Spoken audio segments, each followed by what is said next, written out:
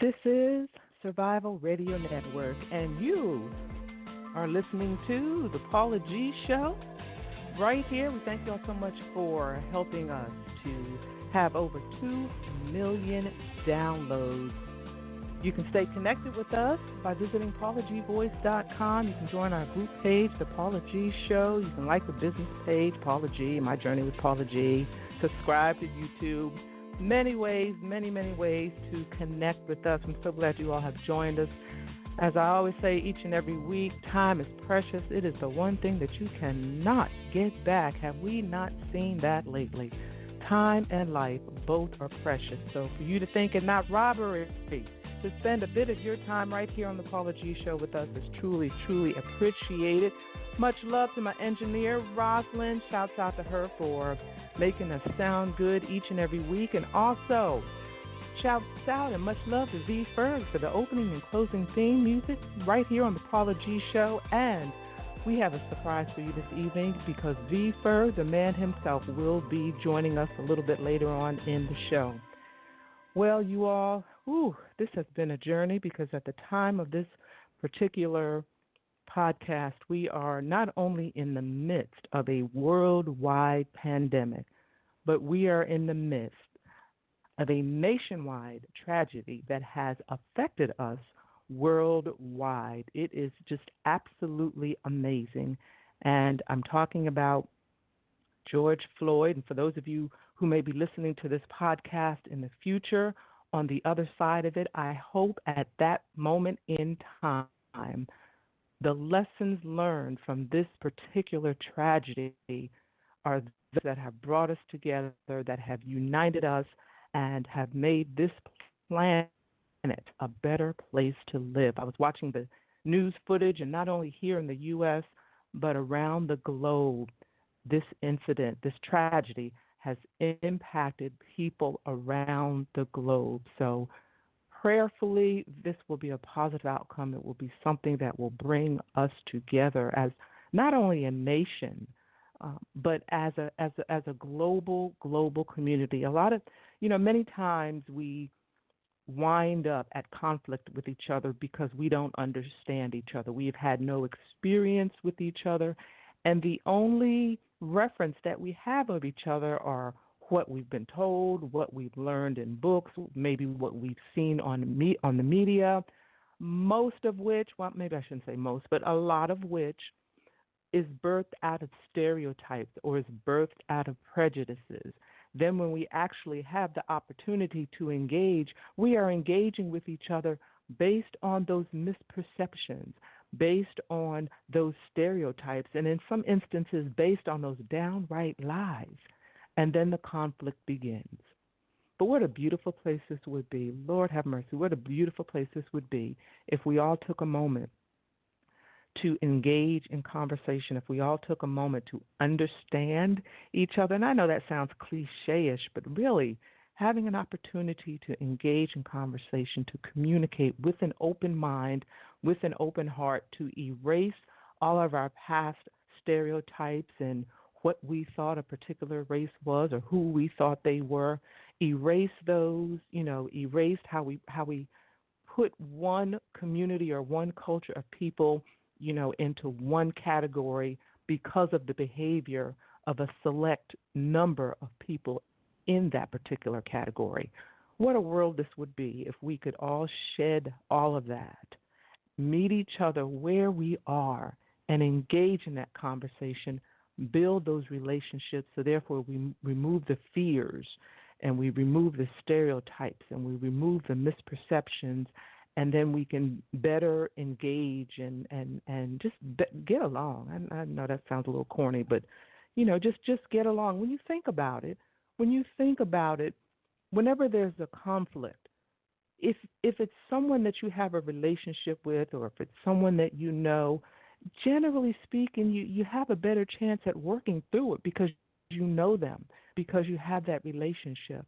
So somehow we've got to figure that part of it out. We've got to figure it out, and we've got to understand where each other's is coming from. We have endured generational pain. I had done a piece earlier and called it Echoes of Pain. Echoes from the generation before ours, and the generation before that, and the generation before that, and the generation before that, the atrocities, the traumas, the tragedies, all of those things that have occurred in each generation that has all but attempted to crush that generation. Those individuals in each one of those generations walk around with that hurt, that anxiety, that pain, that stress, that all of those emotions that do not have an opportunity to be recognized, that voice that does not have the opportunity to be to be heard. And as the generations progress, those hurts, those pains, those silenced, unheard voices, all of that builds. It builds. It builds. The echoes of the past, the pains of the past. It all builds, and we get to the incident of a George Floyd, and it just erupts, and it just boils over, and we have a global chaos. Global chaos. I pray that this time we will learn the lessons. We will take the scales off of our eyes. We will learn the lessons, and many of us have. But those who have not, the scales will come off, the understanding will come off. I see a lot of the flyers and posters where people are saying enough is enough. Enough, enough. Let's keep the dialogue going, but also in the process of keeping the dialogue going, let's take action. Part of that action is voting. Vote, vote, vote at your local levels, the national level, absolutely. But those local offices, your city councilmen, your commissioners, all those folks who affect your daily life, you have got to go out and vote. If you don't know who to vote for, every county, city, what have you, get on the website, Google all of the candidates. It might be tedious, it might take you a moment, but you'll be all right. Get on the websites. Research the candidates, look at which one you feel would represent you best so that when you go to the polls, you will know who to vote for. The other thing is the census, y'all. I know, I don't want anybody to know my business. Hospitals, fire stations, facilities that we need as human beings, that's how those things are determined. You know, some neighborhoods, they say, oh, we need fire hydrants. We need fire stations. There are not any fire stations in these communities. Well, they base those decisions based on numbers. Based on numbers. I filled it out. Fill out the census. It's not that intrusive. It really is not that intrusive. Fill out the census. You get it in the mail. You can go online. Y'all, fill out the census. That is our power. Voting, census, that is our power. Protesting, yes, absolutely. But we've also got to put all of this into action, get the people in office that will represent us, that will be servants of the people and not servants of themselves. Vote those people into office, complete your census, and let's get about the business of change and doing what is necessary for those changes to occur. I hope that helps somebody. This evening, I'm going to get off my soapbox for a moment, let y'all marinate on that. We're going to go to commercial in a little bit, and when we come back on the flip side, we have two gentlemen that are joining us this evening, both of them just phenomenal in their own right when it comes to their respective areas and journey in music, and also hopefully we will get a perspective from each of them because one is an international guest this evening. He's calling in from abroad, and the other is at the heart of this pandemic in New York. So we will get their perspective as well. So we're going to take a break. We're going to go to break, listen to a bit of Paula's perspective. We'll go to commercial, and after the commercial, we will listen to our first guest, one of his songs. It is entitled I Have a Father. Our first guest, Joecy Tee, I Have a Father. It's one of his songs, so we'll listen to a bit of that, and then we'll come back and chat with him. This is the Paula G Show right here on Survival Radio Network. We'll be back in a few moments.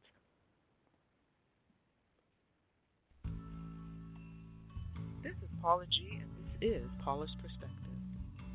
In times like these, self-care is essential. Our country is in a state of turmoil. And regardless of the justification or lack thereof, there has been an avalanche of death and dying that is suffocating the heart, body, and spirit of anyone with a conscience. Fathers who will never come home again, mothers who will never see their sons again, children who are left without a parent and are struggling with the loss, much less understanding the reason why. And to add fuel to the fire, many agitators see fit to fan the flames rather than seek ways to extinguish an ultimate explosion ignited by a ball of confusion, hate, and self-gratifying agendas. This takes a toll on the decent men and women who are struggling to deal with it all. Whether these tragedies hit home or we are just observers from afar, one has to respond to the images of grieving families, grieving friends, colleagues, and a child who has draped himself prostrate over the casket of his deceased father. So how do we go on? How do we move on? How do we deal? How do we nurture and help those around us deal with the hurt, the stress? How do we help those around us deal while we ourselves are hurting, stressed, and weakened by it all? Questions we are all seeking to answer, but healing starts with self-care. We have to take care of ourselves before we can effectively care for others. It's the concept of the airplane oxygen mask. As much as you want to make sure your loved ones are covered, you must first cover yourself. Now, does that sound self-serving? Look at it this way.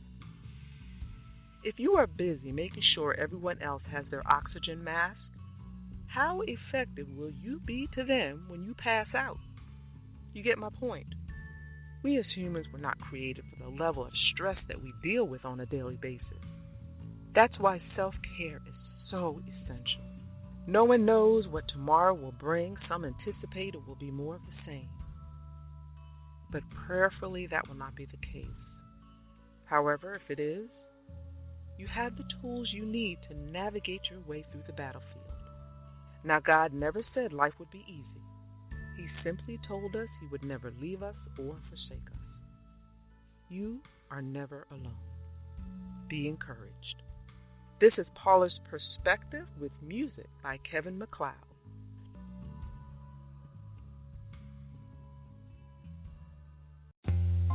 I am voice talent Paula G, and I would love to be a resource for you. Whether it's an intro, an outro, a commercial, PSA, tag, or more, consider Paula G the next time you have an audition or voiceover need. Email paula@paulagvoice.com. And remember, it's the voice that counts. Looking for a cafe with a home-like appeal where all who enter feel like they are part of something? Visit My Coffee Shop, located in Eastlake, Atlanta, Georgia. MCS has a full breakfast and lunch menu, offering both hot and cold options, and is home of the amazing basil lemonade. But don't forget their assortment of freshly brewed coffees. Come on by at 2462 Memorial Drive, Atlanta, Georgia, 30317. We're pretty sure My Coffee Shop at Eastlake will become your coffee shop, too. Do you have tax issues, owe back taxes, or need tax relief? Contact L&B Tax Service today. L&B offers you over 15 years of expertise and first-class tax service for individuals, professionals, and business owners. With nationwide service, you can easily find a location near you. Contact one of our tax professionals through our website, lbtaxservice.com. That's www.lbtaxservice.com. L&B Tax Service Incorporated. Tax professionals that you can trust. SRN Survival Radio Network. Yo, it's another one. Joecy, J Chris B.I.T. We got praise. And our Godfather that never fails. Yeah, you know what it is. Verse 1, sing it. There's no other father who can do me like you do. No, yeah. When I was deep right in the pit, Lord, you brought me out and saved my soul. You gave me joy, you gave me peace, you gave me hope, and everything that I need. Oh, yeah. So what can I give? What can I say? What can I do to appreciate you? 'Cause there's no other father like you, no other father like you. Hey, money, papa,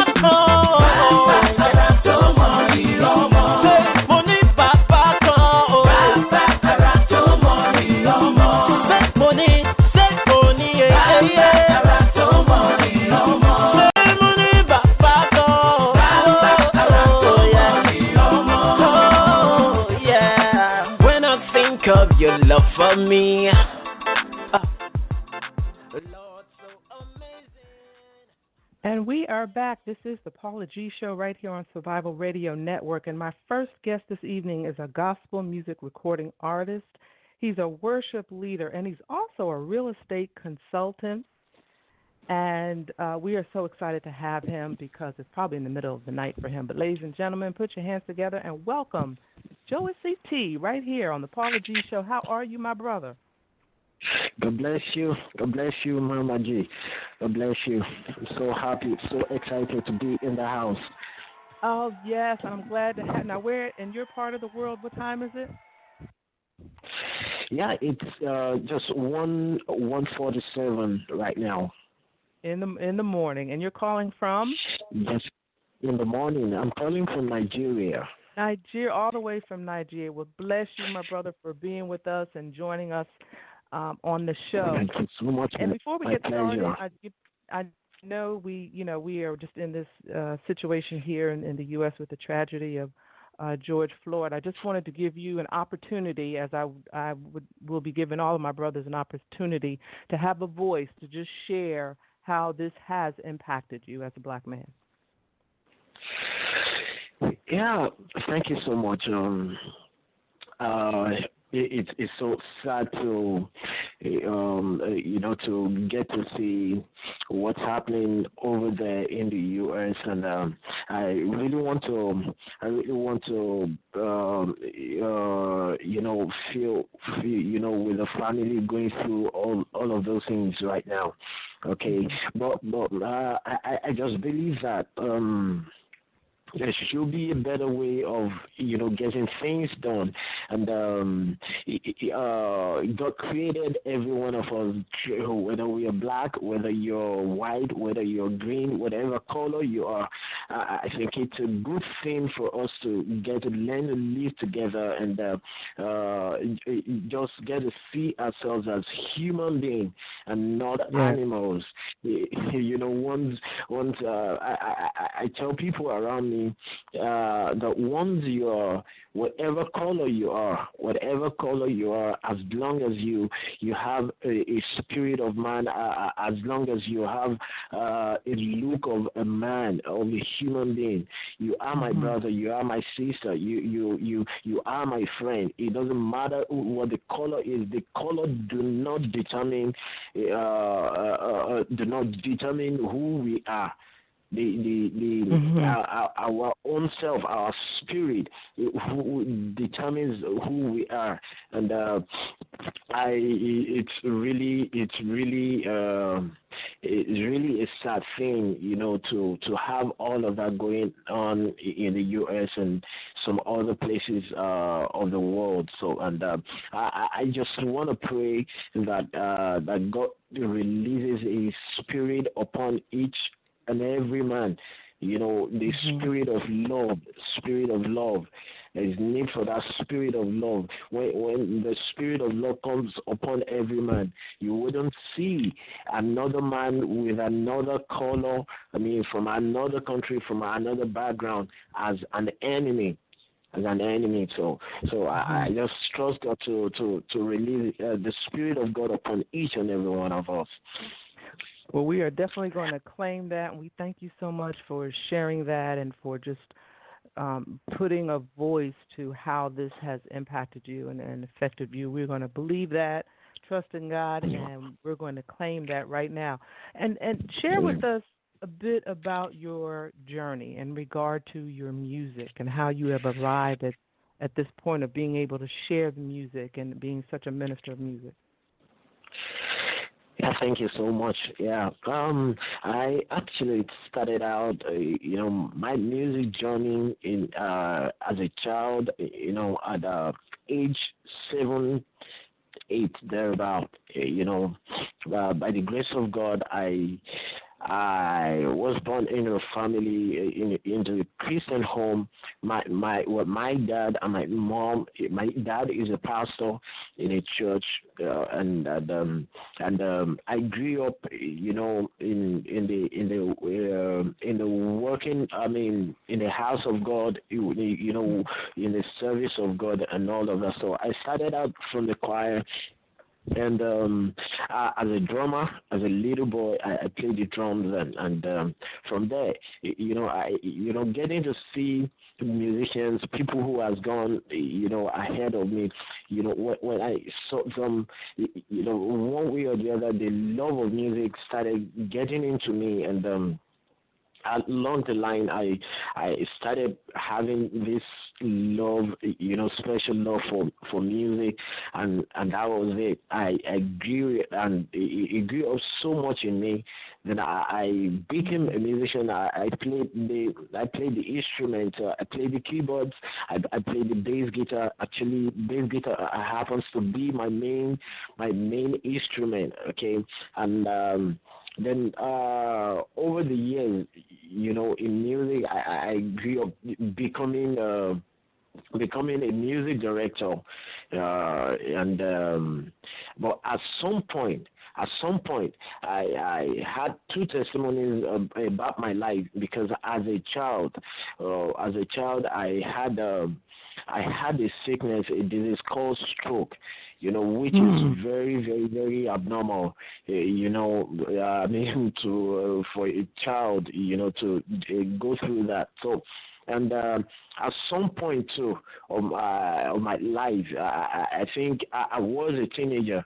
Then. I also had a heart disease, a sickness called heart disease, but in all of those times, what I noticed that happened to me was while on the sick bed, I pray, I sing a lot. I will, while crying, I couldn't, because those times I couldn't talk. Like when I had the stroke, when I couldn't talk, my voice was gone, and I couldn't speak out. So I realized that on my own, right inside of me, I sing worship songs. I praise God. White tears rolls down from my eyes, and then at some point, I these two prayer came out of me, as a child. I mean, that was so surprising. I just told God that, God, if you can take this pain away from me, if you can take this sickness away from me, I will praise you and show forth your praise. Those were the two statements. And in all of those times, as soon as I just said it in my mind. Don't forget, I couldn't speak out because my voice were gone. I couldn't speak out. So, but I did all of those right inside of me, so in my heart. So I just said, God, if you can deliver me from this, I will praise you and show forth your praise. And that was it. In less than 72 hours, I regained my entire health. I regained myself, and I'm actually just trying to cut the whole long story short, okay, because if I had to go deeply into it, it would take a lot of time, So, but I realized that at those points, even when I had the heart disease, I was admitted in the hospital. The particular the particular room that I was given, the particular bed I was given, because in the whole of the world, they couldn't give me any bed in the whole of the world. They had to separate me. The only word that they could put me was, I could remember there was this woman on the bed, like she was already a living dead, because a side of her was already getting rotten on the bed, and the whole of that world was smelling so badly. So at that point, that was the only word they could give me, that there was a free bed for me to stay in as a child. So at that point, I told them in the hospital, and I told the people who took me to the hospital that I'm not going to stay in this place. I want to be out of this place right now. I'm not going to sleep here. And by the following day, I have to get back to where I was coming from. Right. I know I will not die. I will live, because I remember those were the words that were just coming out of me, that I won't die. I won't die. I will live. And you will live. So, and we got back home. At the end of the day, I didn't stay in the hospital. So we got back home. The doctor just wrote some drugs and all that, for the people. And we got back home, and I slept during the night, and I remember that same prayer came, this time again. And I remember, I just told God, if you can deliver me from this, I will praise you and show forth your praise. You have done that. Yes, and you have done that through your music. Yeah. So and that was how my music life started. Took a new turn entirely. So. So many years after then, it was one of my birthday. I was actually born April 25th born. So on the night of my birthday, I think around 2010 thereabout. Yes, 2010. So something just woke me up from sleep. I didn't know, and what it was. Those two words just came back to me like it was so light and so real. So I kept on, getting those that you praise me and show forth my praise. You praise me and show forth my praise. You praise me and show forth my praise. And I was like, wow. But God, anytime I'm on any of my instrument, I play like I'll never be able to play tomorrow. That I do with all my heart. And so then I heard the voice said to me that you praise me, but it's time for you to show forth my praise. And you have a lot of beautiful music. Yes, you have a lot of beautiful. We heard earlier. I have a father, and unfortunately, we're not able to have the opportunity to listen to all of your music because our time, is so short. But I just want to kind of emphasize a couple of things you were saying about, first of all, growing up as a music, just growing up engrossed in the music around you is just huge, because then it just kind of marinates through your soul as you grow and you create this music. And then that coupled with your life experience of the illness and coming through that, and how that just kind of, settled in your spirit as well. Those two things coming together, the musical background and your testimony coming together, and God used you to put you in a position to create so much beautiful music for, for so many people. What do you see looking forward in the future? Well, by the grace of God, I just want to keep, trusting God to take me to lead me to however He wants to. Okay, quite for some time now. By the grace of God, we're working. By the grace of God, I'm working on an EP. My team and I are working on an EP to be released very soon, and we want to trust God to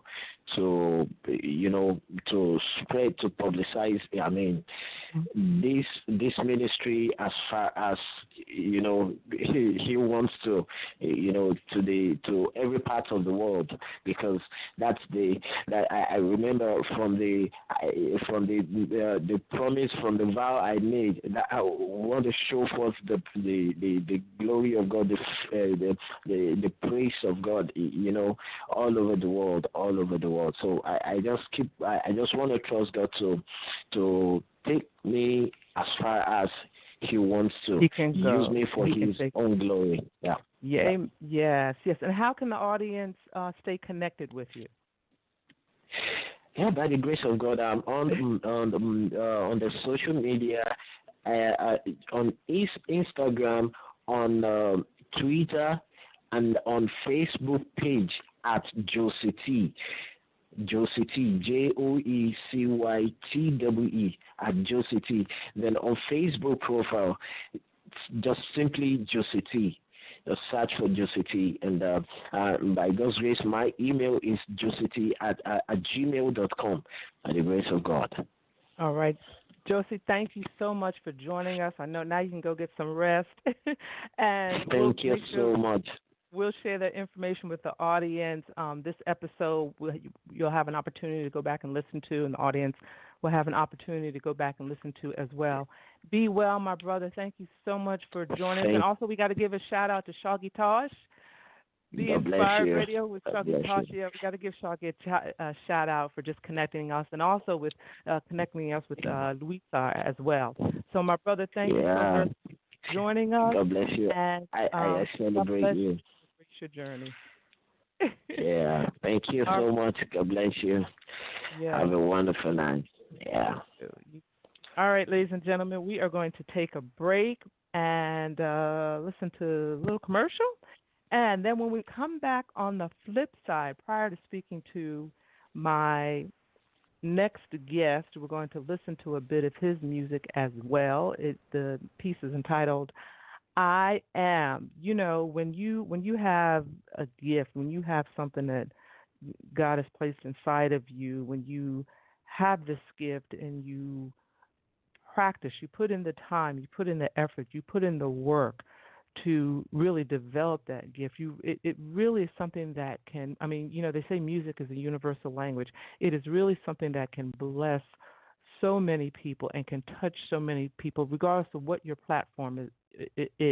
It may be faith-based, and if it's faith-based, there's a community that you can reach and that can you can touch and you can hear your music. If it's not faith-based, there's a community that you can reach that can hear you, that you can touch. They say what music soothes the soul, and indeed it does.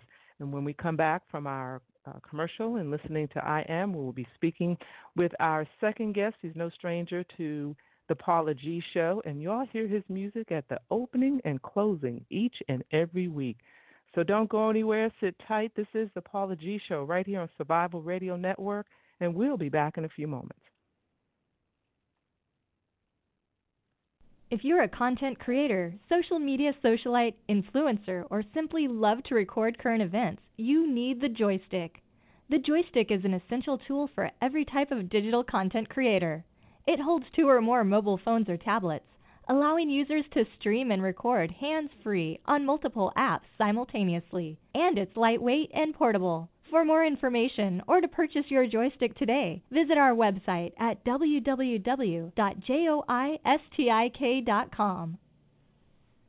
Have you been recently discharged from your employer through no fault of your own? Or maybe you quit your job for good cause? If so, then you may be entitled to unemployment benefits. If you have been denied unemployment benefits, we can help.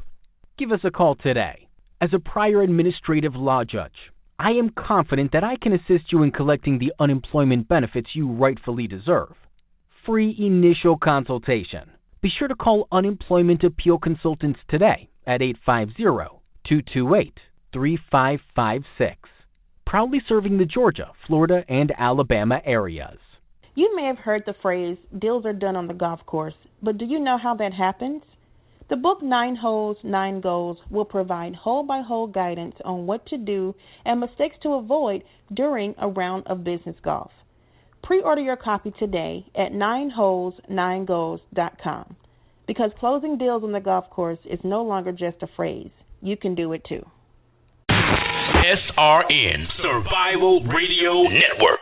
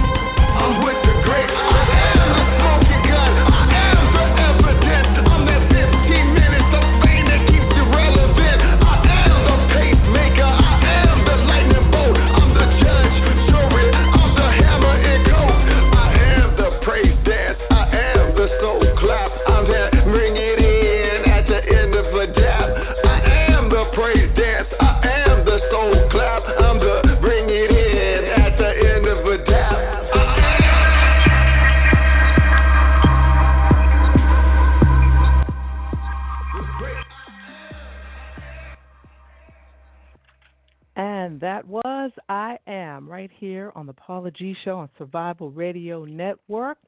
A piece composed by my next guest. He is a music executive. He is an educator. Ladies and gentlemen, he is a Morehouse man.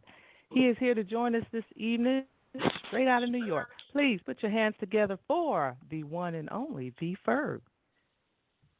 What's going on, my brother? Thank you so much. Thank you so much. Pleasure to be with you all, reporting from from the epicenter. I'm going to have to shut my window so you don't hear the sirens and all the activity in the background. From the activity, that's all right. We understand because you were truly at the epicenter of, a multitude of things. So let's just start real quickly with the pandemic. What in the world is going on in New York, and how are you doing? All right. So first of all, I'm blessed to be in good health. So, but just being in Brooklyn where I am, the pandemic it's hit hard. It's one of these things where I see some of my friends that are in other states or whatever that are like, I got that's a conspiracy people like, it's not real. But unfortunately, like here in Brooklyn, it's been a lot of loss. So it's been it really hit the Black and brown communities hard for a lot of the elders. So unfortunately, a lot of elders passed. Yeah. And the impact is felt. And even in my peer group, a lot of my friends went through it, unfortunately. But we have a network where we're sending care packages of, different, herbs or whatever, if anybody needed anything. Just like, it's one of those things where it's a virus, so it just has to pass through your system. But, or if you had to drop off food, it's one of these things where you really got innovative about what community actually looked like. Right, so. Right.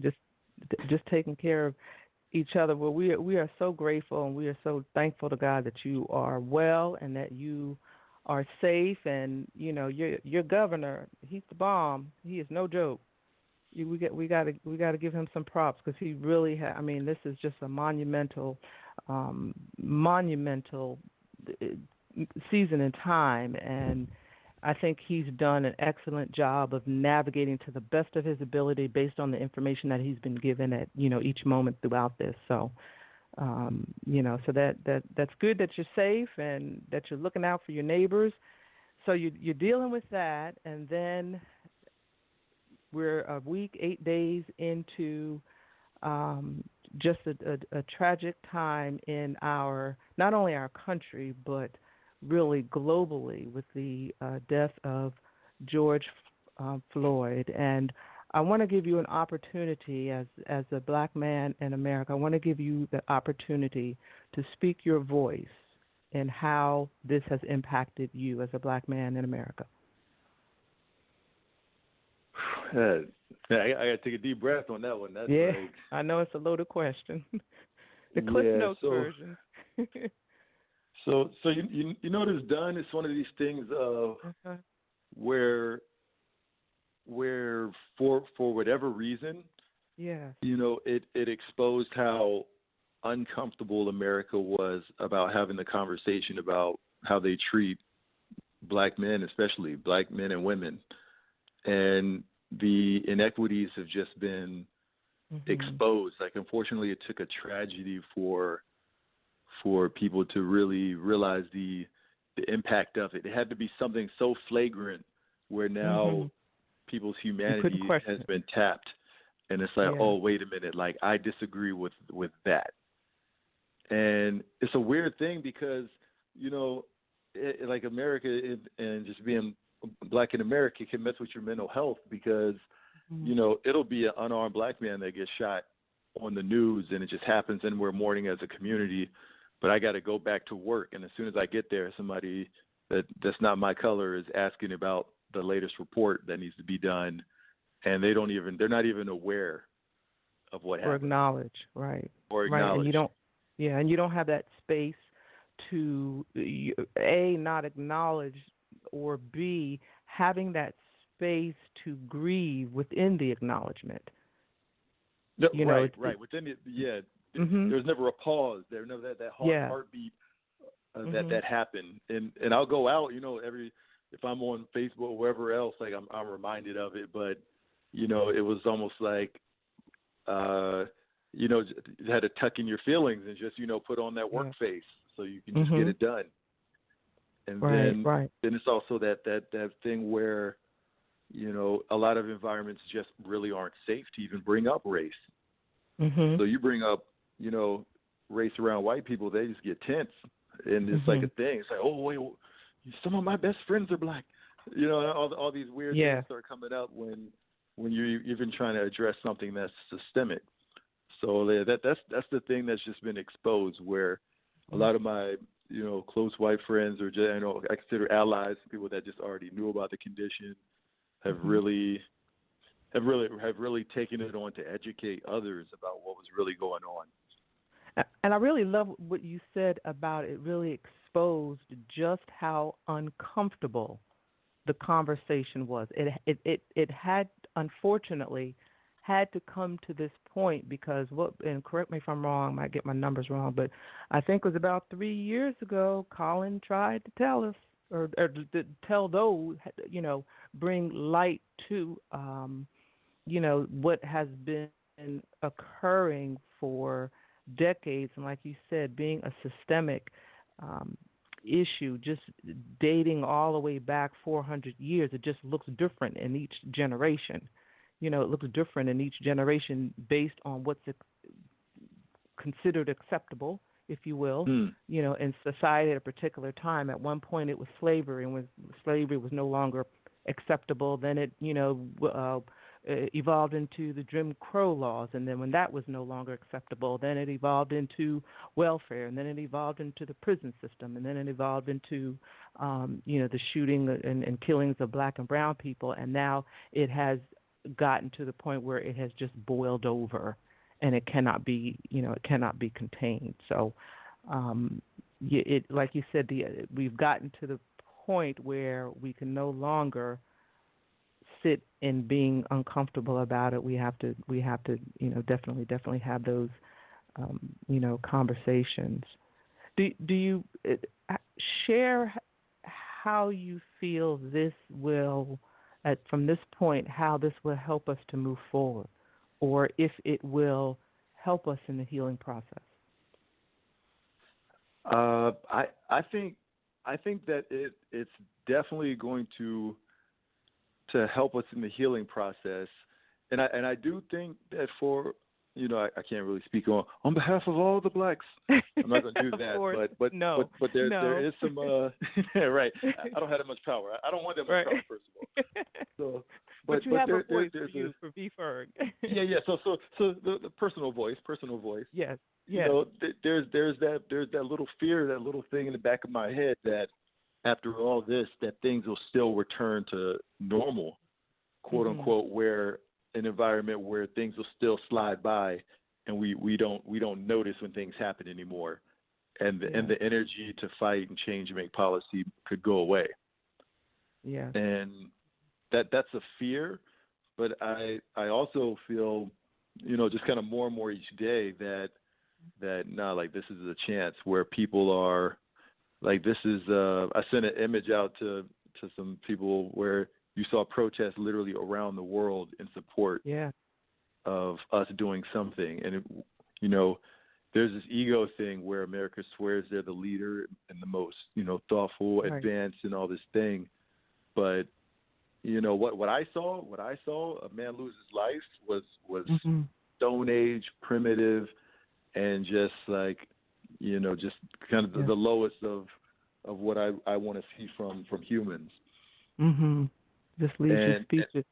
Yeah, it does. And I think that for a lot of, my generation and the younger generations, that really like sparked where it's like, all right, like, they've been integrated with black culture for so long. And then, you have all these opportunities to mix with all these different types of people where, up here I was walking the street. There were literally 3 different protests that I walked through or were a part of just going to the grocery store. And the thing is, like, a majority of the people aren't even black. Wow. So it's like, and just like the love and energy. And I rode my bike out to I don't do the subway thing. You know what I'm saying? No. Yes, so I rode my bike over to, you know what I'm saying? Yeah, It's out there. I ain't that comfortable yet. But I rode my bike out to the city, and first of all, it looks like I Am Legend. Looks like some kind of like weird Western movie or something, because everything's boarded up. But to see thousands, like 10,000 people saying Black Lives Matter, and just feeling the energy of that and the genuine love, and people are high-fiving or doing little elbow bumps because people can't touch. So it's like the funniest thing. But, people passing out free water, free food, and it's just like such a love environment in a protest. And I don't think that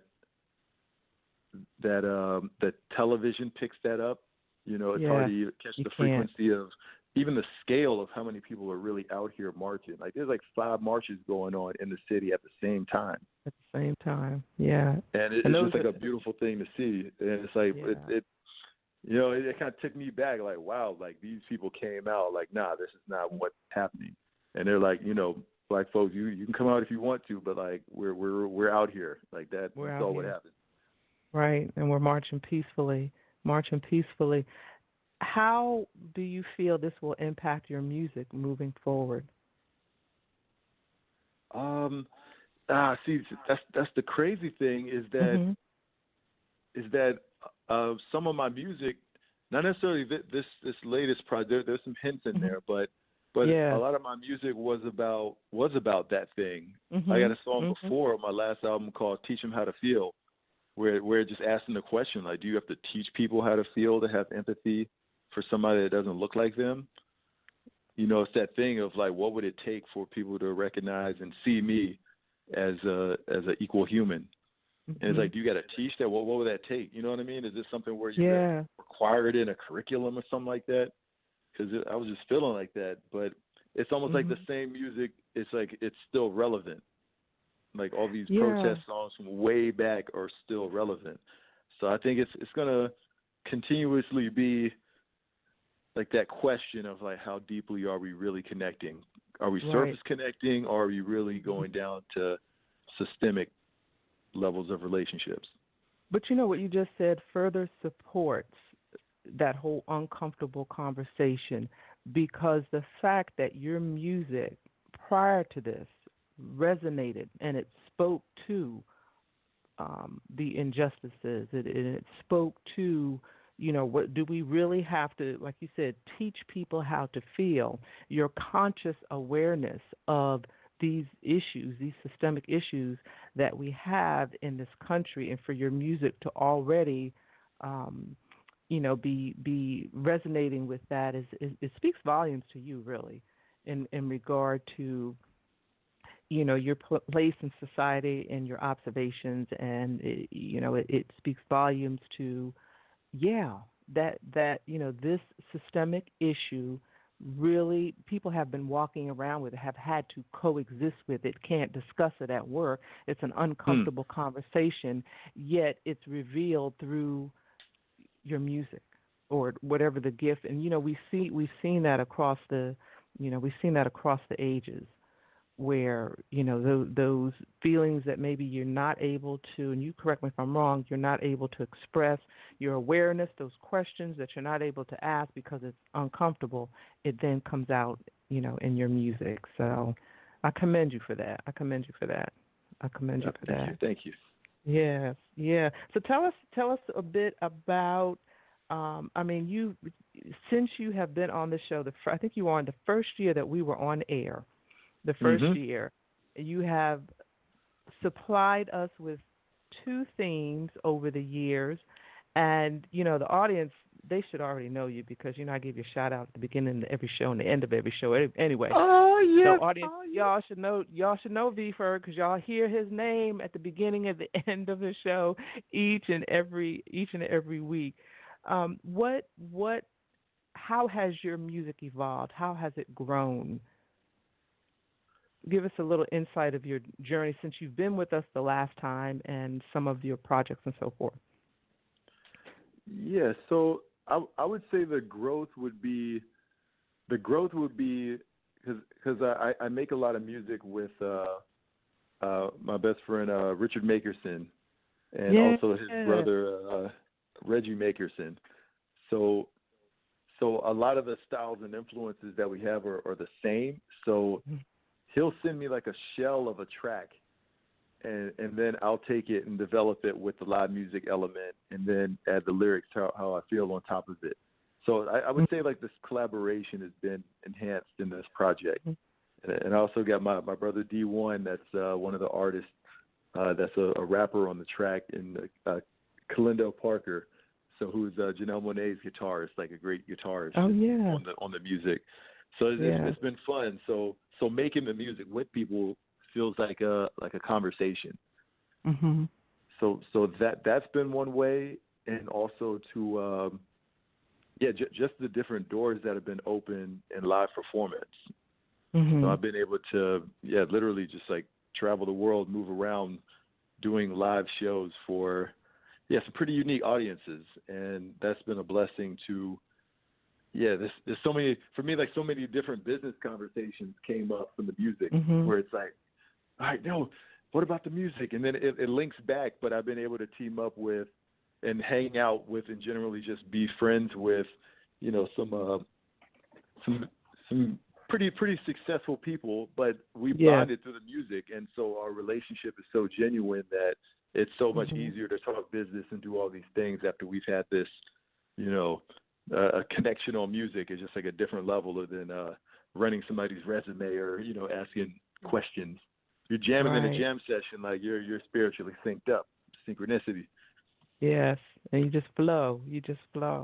Wow. Well, of course, I've been following you on your journey, and you know, the audience has stayed connected by hearing your music at the beginning of the show and the end of the show, and the 2 theme songs that you have provided, and just, you know, hearing your journey through that music as well. And you know, in the past we played some of your other music on here as well. So I'm just so proud of you. I'm proud of your journey. I'm proud of how far you've come, and you are a true testimony to taking that leap of faith, stepping out and doing what it is that you feel that you have been called to do, or that God has called you to do, taking that leap of faith and embracing that journey and going through the doors that have been opened for you. So we just thank you so much for joining us, and I want you to share with the audience how they can connect or stay connected with you.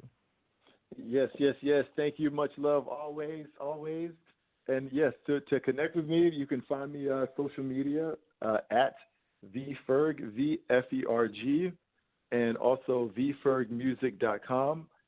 And yeah, same V-Ferg on all platforms, on Spotify, Tidal, Apple, all those fun things.